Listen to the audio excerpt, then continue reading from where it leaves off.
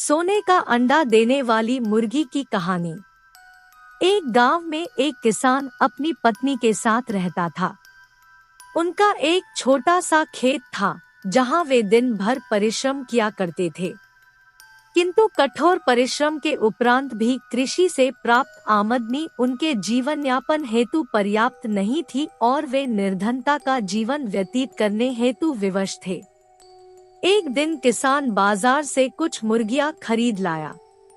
उसकी योजना मुर्गियों के अंडे विक्रय कर अतिरिक्त धन उपार्जन था। अपनी पत्नी के साथ मिलकर उसने घर के आंगन में एक छोटा सा दरबा निर्मित किया और मुर्गियों को उसमें रख दिया। भोर होने पर जब उन्होंने दड़बे में झांक कर देखा तो आश्चर्यचकित रह गए। वहां अन्य अंडों के साथ एक सोने का अंडा भी पड़ा हुआ था। किसान उस सोने के अंडे को अच्छी कीमत पर जौहरी के पास बेच आया। अगले दिन फिर उन्होंने दड़बे में सोने का अंडा पाया। किसान और उसकी पत्नी समझ गए कि उनके द्वारा पाली जा रही मुर्गियों में से एक मुर्गी अद्भुत है। वह सोने का अंडा देती है। एक रात पहरेदारी कर वे सोने का अंडा देने वाली मुर्गी को पहचान गए। उसके बाद से वे उसका खास ख्याल रखने लगे। उस मुर्गी से उन्हें रोज सोने का अंडा मिलने लगा। उन अंडों को बेचकर किसान कुछ ही महीनों में धनवान हो गया।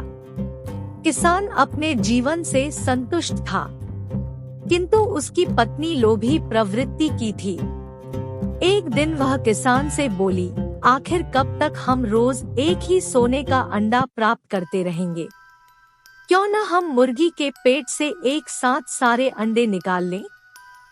इस तरह हम उन्हें बेचकर एक बार में इतने धनवान हो जाएंगे कि हमारी 7 पुश्तें आराम का जीवन व्यतीत करेंगी। पत्नी की बात सुनकर किसान के मन में भी लोभ घर कर गया।